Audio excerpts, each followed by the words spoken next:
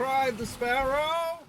You're listening to the Sailing into Oblivion podcast, where we sit down with everyday people who do extraordinary things. I'm your host, Jerome Rand. Ladies and gentlemen, welcome to the show. Jeez, I feel like I've been traveling because I definitely have. It's been a bit of a whirlwind as of late, and it's nowhere near finished as in about an hour, we're going to be jetting out of here. I'm in northern Michigan now. Yesterday, I was in New York City, and this evening, I'll be in Indianapolis. Wow. That's a lot of travel. Thank God I am still a little bit energetic and youthful, only really because I'm excited. It's super fun. The privilege to be able to do some of these things that I get to do is phenomenal. Now, I know that I definitely had to do a lot of work to get to this spot, but boy, it really does feel good. And if that isn't a call to arms to just keep plugging away at whatever it is that you want to achieve, holy cow. I know there are plenty of times, if you've listened to this show for a long time, in the past, years and years, it's been a struggle. There's been a lot of tough times, and the struggle is still very, very real. We're just at a little bit of a high point, and so I'm going to savor that flavor, but I also do know this too shall pass.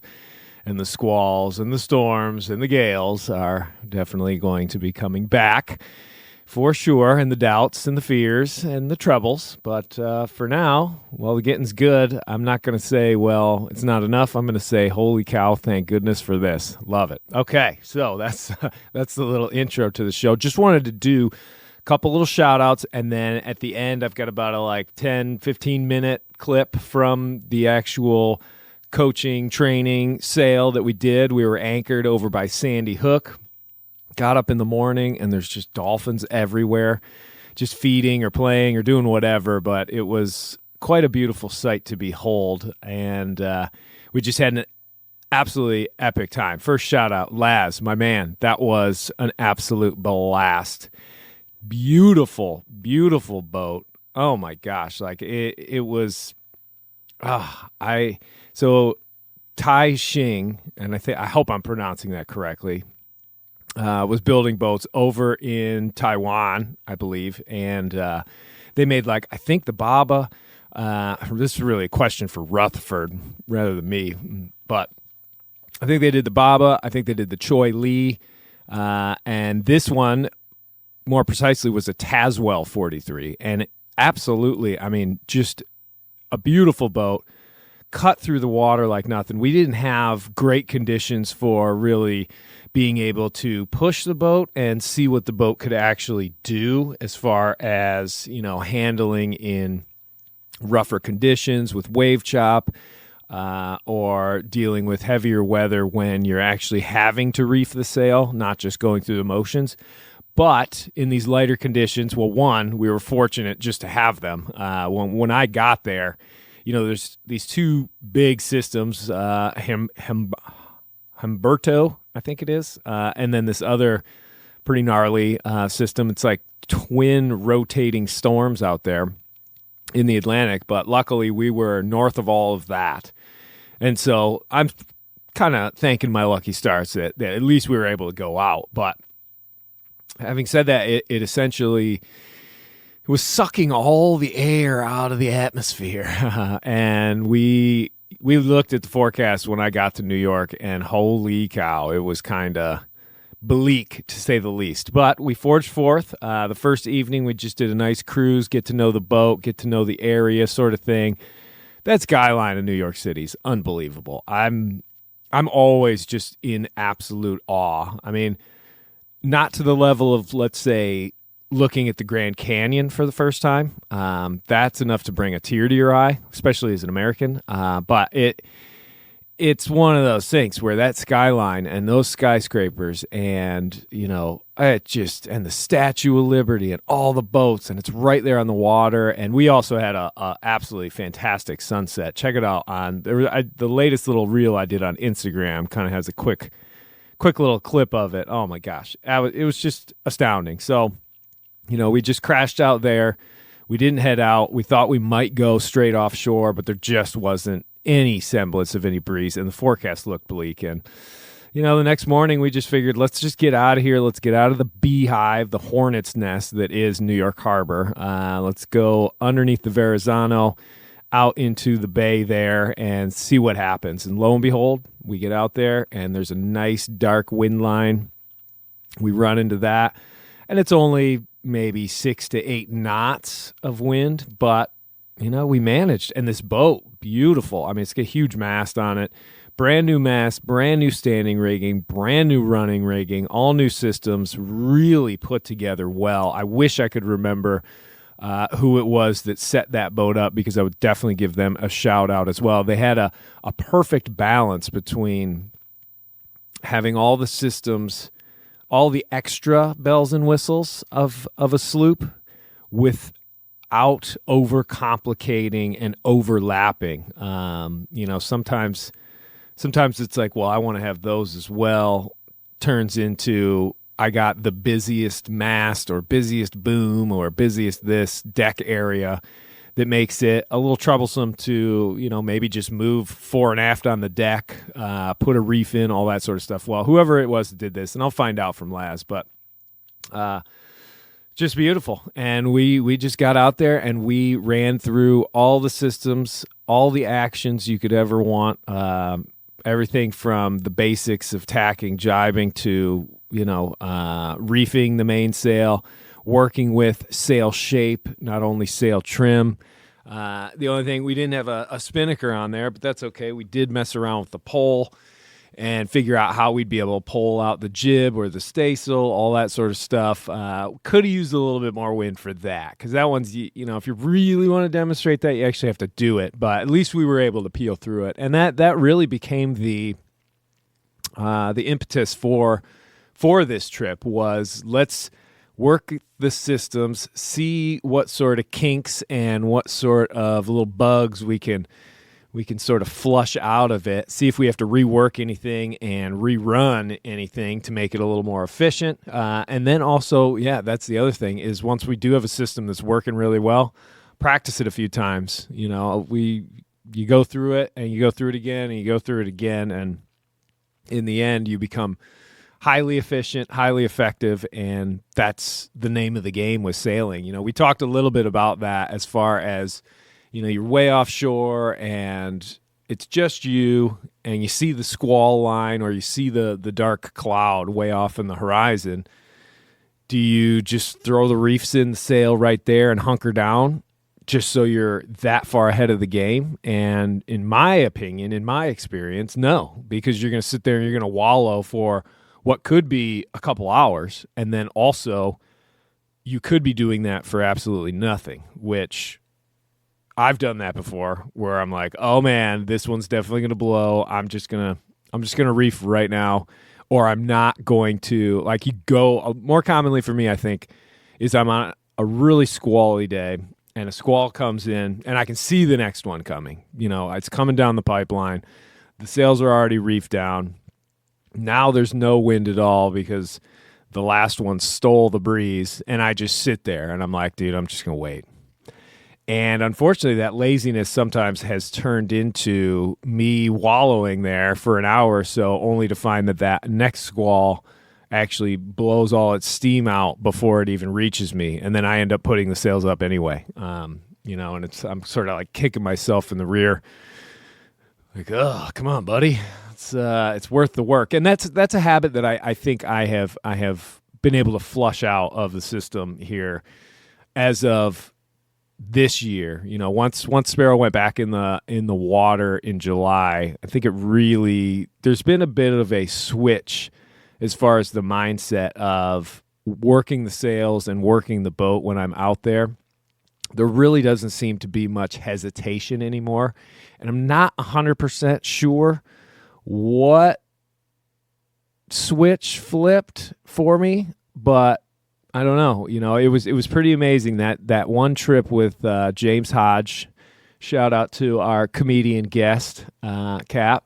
It was one of those things where I remember on that last night, we're crossing the stream. It was kind of a pinch point. We needed to make sure we got across. We had a bit of a northeasterly coming in, that sort of thing, had to get to the harbor. And I don't know how many sail changes I did that night, but it was a lot. And it seemed like any time the winds just piped up enough that we were like, uh-oh, we're getting overpowered. It just didn't even think about it. It was like, run up there, switch it up, change it up. I don't care. I'm wet. I don't care how much it works or how much work I have to do. Let's just do it. And we just kept doing it, and it was switch. And I have to say, after that, I don't know. You get in, you make it into the harbor, you get there on time, and tie the boat off, crack a tinny, as the old Australian. Shout out to my Australian and Kiwi listeners out there. Yeah, it's just, I don't know. It was, it feels good. It feels real good. Put in the work, put in the effort, get the reward. Man, just feels good. So that's what we did out there, and we used whatever semblance of wind we had, and we sailed all the way until essentially almost just before sunset. And we did make it to the Atlantic proper. We got past the shoals of the Sandy Hook, New York Harbor area. Not super far out, but far enough. And then we just basically tacked around, and lo and behold, there we go. We're back in the protection of Sandy Hook. Had a lovely night afloat where, oh my gosh, that had been the first time I was sleeping on an anchored vessel in I don't know how long. And the dreams, they were just absolutely crazy. I kept waking up kind of throughout the night, but the most vivid, just unreal dreams. I can't remember what they were at all anymore, and I wouldn't dare try to describe that on the podcast. But let's just say there's something about sleeping on an anchored boat or even a boat underway when you're not really worried about what's going on up top, because we were in pretty good conditions for it. And the anchor on that boat is absolutely a beast. Yeah, it was really cool, and it was super comfortable. The layout of that boat down below, if you've never been on a Taswell, and I had never been on a Taswell, has the big aft sort of master stateroom with its own head, all that sort of stuff. Little seating arrangement on either side of the bunk, and bunk is really not the appropriate term. I would just more or less call it a queen size bed, and then there's another one which is like a twin bed up forward, so it's the fore and aft set up, both two heads on board, and then a nice big sort of central salon, and the galley's really good, and the nav station looked like it was straight out of an F1 airplane. No, not an F1 airplane, idiot. Looked like it was in a cockpit of an airplane, or it's going to be. It's still, that's one of the things that I found most impressive was, the boat had been wrecked, and Laz was basically fixing it all up and doing some pretty massive projects, and the interior really, really paying attention to detail. He showed me in some of the bilges with some of the systems that he's replaced. And, for most of us, we'll go in, and if we've got to replace some hoses, a through hull, that sort of stuff, some wiring, we're going to rip the old stuff out. We're going to put the new stuff in, and, maybe we'll clean the bilge. I don't know. Bilge is getting fully sanded, bilge coated, using Total Boat stuff, which is great. I'm actually got a little email from them the other day, so we might have some cool stuff going on with that. But I looked in one, and it's just, it looks like a brand new boat, brand spanking new. And the bilges really do tell you quite a bit about the condition of the boat, and also how the boat is maintained and kept clean and all that sort of stuff. It just really, I don't know, well done, Laz. Not trying to blow any smoke up the keister, but man, it really was quite impressive. And it made me kind of think, man, dude, I've been talking about wanting to get the bilge underneath the water tanks on Sparrow to that sort of level. And I think maybe it's time to put a little extra effort into it. It's kind of funny how when you see how other people do things, and you see that it is noticeably better than what you're doing, it kind of, sometimes I feel like I'm kind of like, dude, I should just give up. I need to find a different, I need to find a different thing to do because it's that disheartening. But other times I find it invigorates me and I'm like, oh, dude, all right, I see. And I try and learn from it and then emulate it and, put it into my own little world. So I hope that you learned as much as I did. Good man. But yeah, so I don't know. We'll hopefully, it's one of those things. I wanted to sit down with Laz and do a podcast, but at the same time, I don't want to take away from the time that I am there to be able to actually do what we are intending to do, which is work the boat and go after the goals that we set. And so, also I don't ever want any of my clients to feel like they are pressured into it or have to do something like that. So I don't know. I think I'm going to have a think. I'm going to noodle around the idea of maybe presenting that when, the next gigs and the next trips and stuff like that come up before we sign on the dotted line, so to speak. I might just mention it and be like, hey, listen, if you would like to do the podcast, no pressure at all, but I'm always down to have fellow sailors and fellow dreamers, if you will, on the show. So, because I think it'd be cool to get their hot take, the before and after, like we did them with Mark and Steph and everything. And, so we shall see. But then the next day we were blessed again, woke up and there was absolutely nothing except for these dolphins. And thankfully we utilized that time for a little breakfast, which was amazing bacon, egg, and cheese burritos. I think my reputation precedes me sometimes when it comes to these things, and but I don't mind. I do not mind. Breakfast is my favorite meal. I'm drinking my coffee right now, and yeah, so messed around with the pole, figured that system out on the boat, kind of played around with it, but there really wasn't any wind, and then we started getting just the slightest breeze, so the sails were backwinding. So we couldn't quite really set it up, but that meant that we were going to have enough breeze and we were able to sail almost all the way back to the Verrazano the next day through all the channels and stuff and just kind of cruising and doing a lot of Q&A and trying to go through every last little bit. One of the things, again, is that I like to have my clients kind of write out their goals list and any of the actual specific questions that they might have or areas of interest. And that way we do have something to go off. We're not just shooting, from the hip. And I do think that helps to, get all the value out of the time that we have and really sort of stay on track. But like I said, big shout out to you, Laz. That was awesome. Hopefully I'll be able to pull back in there on my way south on Sparrow and return the favor by taking you out on the ancient, mighty Sparrow, 50 years old, maybe 51 at this point. I don't know. No. It should be 51 next year, but I don't know what month. So kind of feel like I should know like the day, that the hull came out of the, I wonder what it would be, either the day the hull comes out of the factory on the cradle, or is it the day that the mast gets stepped? That's a question for my audience, I guess. What do you think? When's the birth of a vessel? Or is it when it's first, christened or something? Who knows? Food for thought. Well, as we're on the shout-out train, and I do have to wrap this up pretty quickly because I'm looking at my watch and it's kind of ticking away before I have to hop in this car and do a 6.5-hour drive down the great state of northern Michigan. But big news, and another shout out, they coincide together. My man Joseph down there in Chi-Town, we were out, got to do a little bit of sailing up to, I kept thinking it was Hoboken. Hoboken, no, is over in Newark. We went up to Kenosha, and it was a lovely sail. We saw not a sunken, but a partially submerged vessel. It was pretty crazy, actually.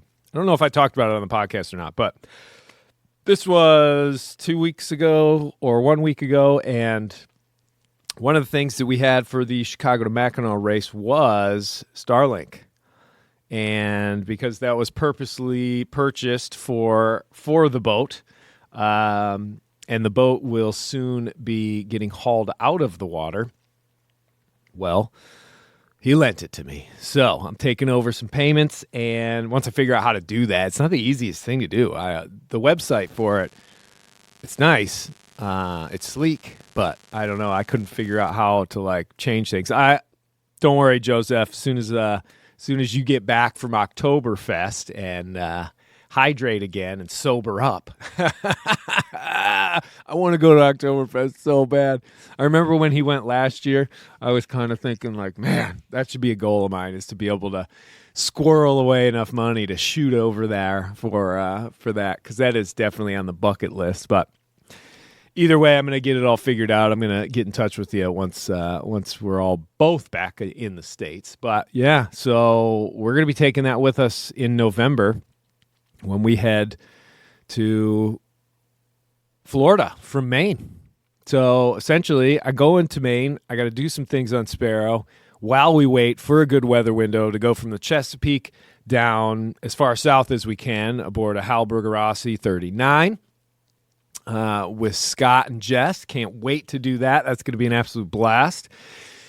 As soon as that's over, right back to Maine, hop on the boat, splash it, dash it, and start sailing south. The route is yet to be determined, but thanks to Joseph, we're going to have Starlink. So the game plan with it, I don't know exactly as far as like little updates via Instagram or whatever, TikTok.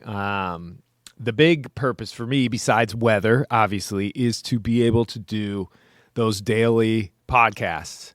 So hopefully it'll be one of those things where I can record and then the very next day, boom, it goes live.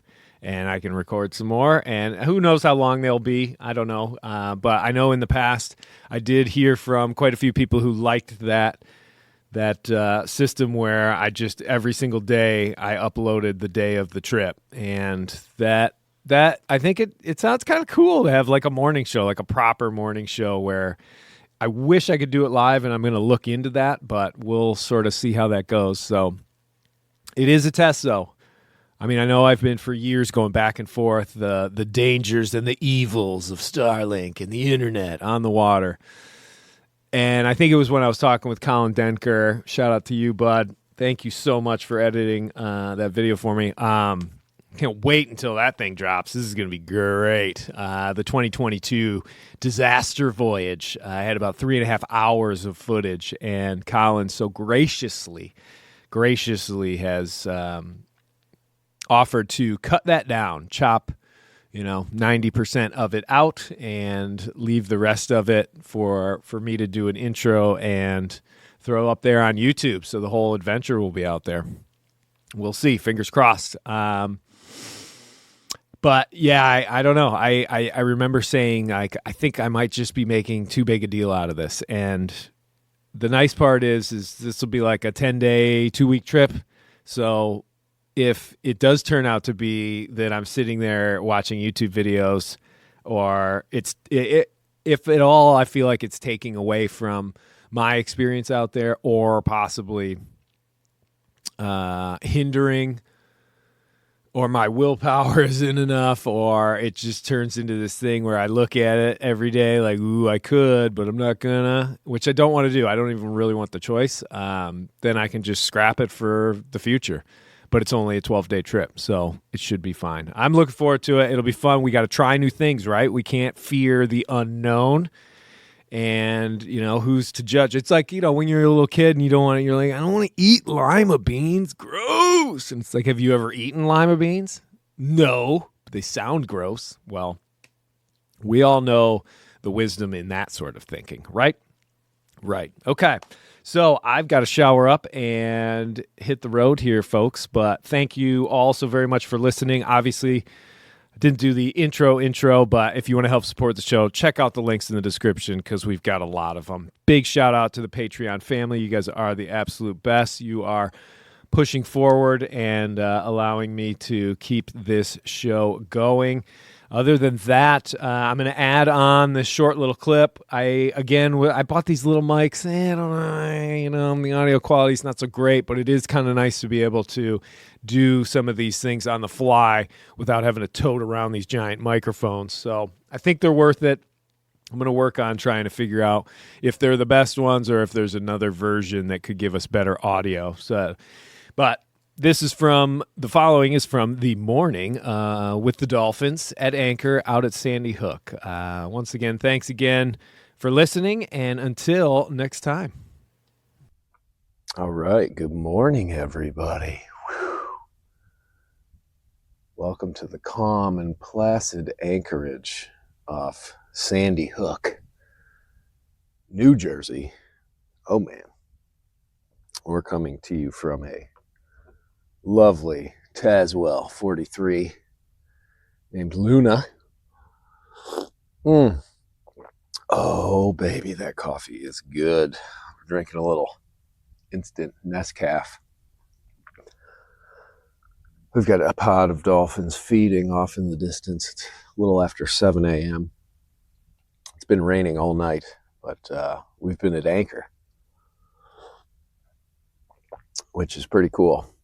To be able to listen to that pitter patter while you're sleeping on a boat, knowing that you don't have to get up and do a darn thing. And the nice part is not a leak to be seen, any of the hatches or anything like that. It's fabulous.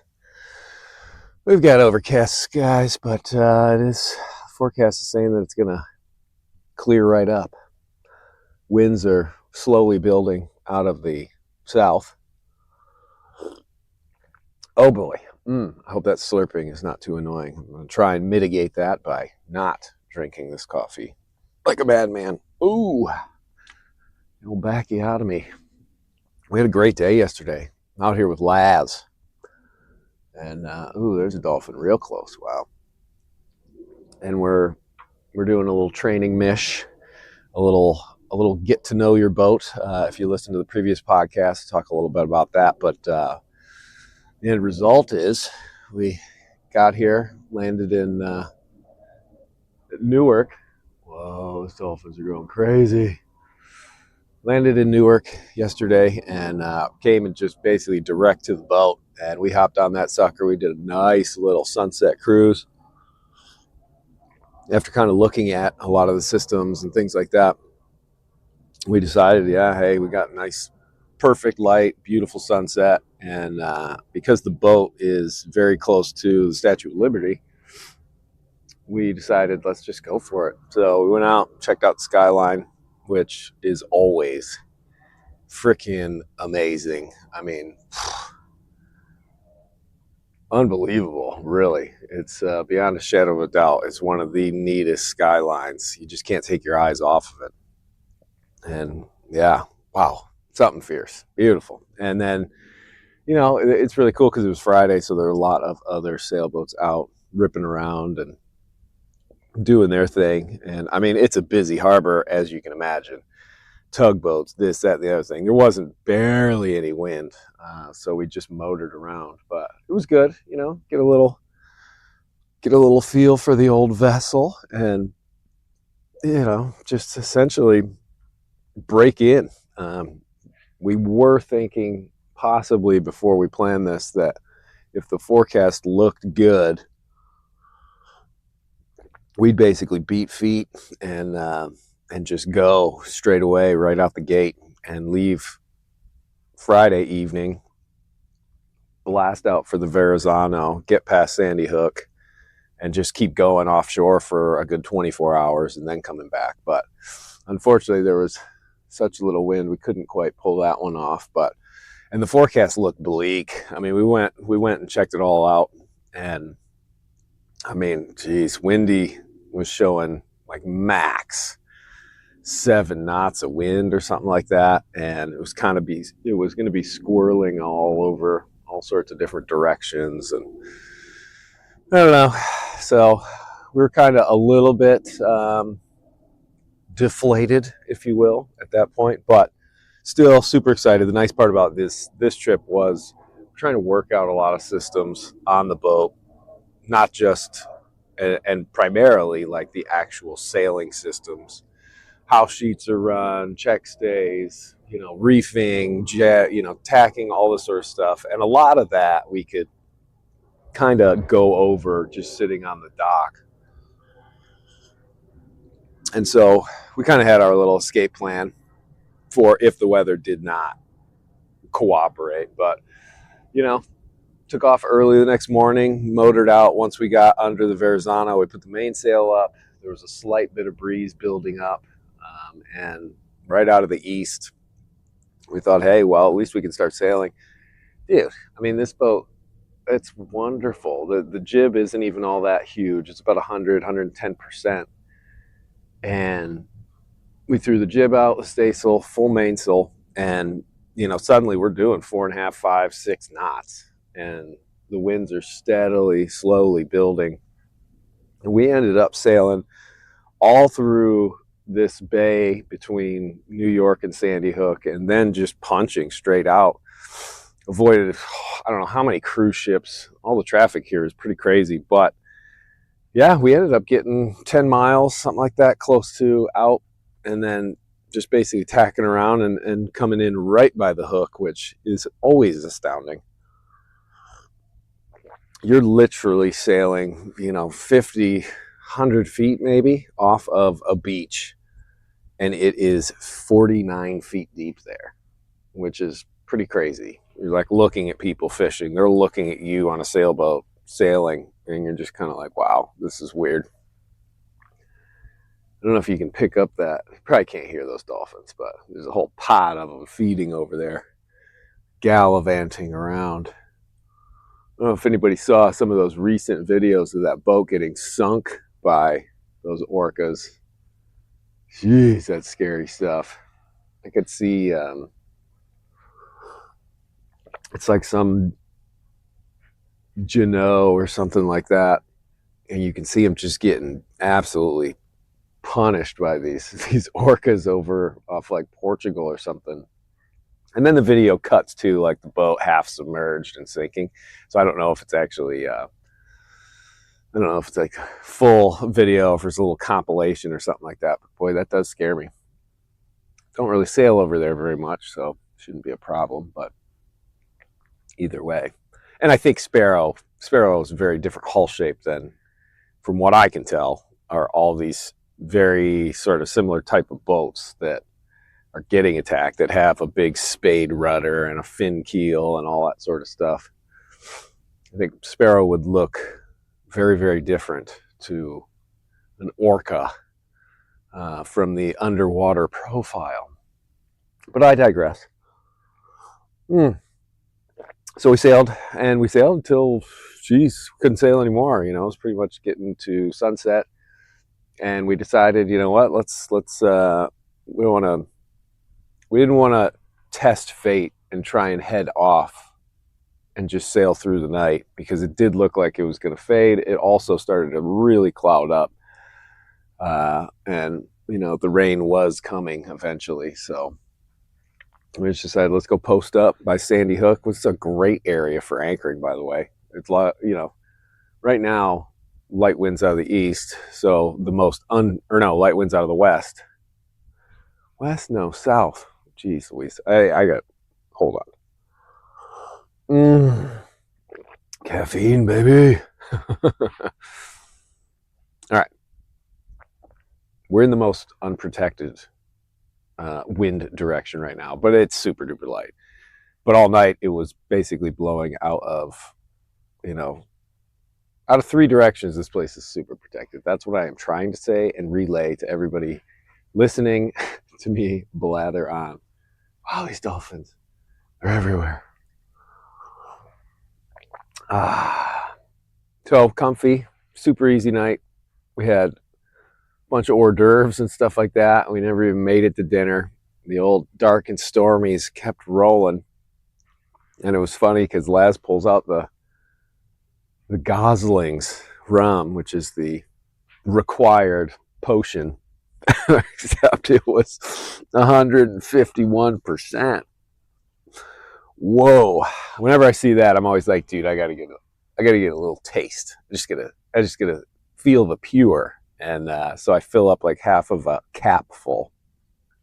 And boy, that stuff does not leave you wanting more. So that and a couple of beers and some pretty funny stories. We started peeling through this boat again and talking about little things we liked and things he wanted to do with it. He's done a fantastic job with some of the systems that he has rebuilt. And I mean, when you want to talk about quality work, some of the little cabinets and the interior and the bilge areas that have been completely redone with full, sanding, painting, and then reworking pipes, wires, anything. Wow. I mean, it looks factory finished. So it's going to be amazing to be able to see what this vessel looks like in about a year, when everything is just up to that same standard. Because he's kind of taking it step by step and rebuilding one thing at a time. But it's a super solid boat. It's got a great layout down below. And this would definitely be quite a choice vessel for some serious ocean cruising and passage making, and doing it, pretty fast as well. It does seem like this would be a quick little vessel to get out to, say, Bermuda, down to the Virgin Islands, or even across the Atlantic. So I'm going to kick back, relax. I'm going to turn this thing off and watch these dolphins skitter around the boat. They must be feeding on something. We're only in about 10 feet of water, so I'm sure they're nailing down some little schools of sardines or something like that. But I'll stick this one to, I don't know, post a little wrap-up show. Maybe we'll get lucky enough to have Laz come on as well. I'll be able to test out both these microphones. And I don't know if you listened to the last podcast, but the two clips that I merged together from pre-takeoff to getting in the car driving to the airport, somehow they got flip-flopped in the editing process. Now, again, I'm using different microphones so that I don't have to take all the equipment with me. And then I'm also recording it via Podbean and using their little AI app to clean it and merge it and edit it together. And when I click the things, I thought I did it in the right order. I probably didn't, but for whatever reason, once it merged them that way, I could not unmerge them. So it's very limited compared to how I normally edit these shows. So forgive me, people, please. I do my best. Technology is scary and terrifies me. So take pity on my soul. All right. It'll be just a second for you and multi hours for me. Thanks for listening.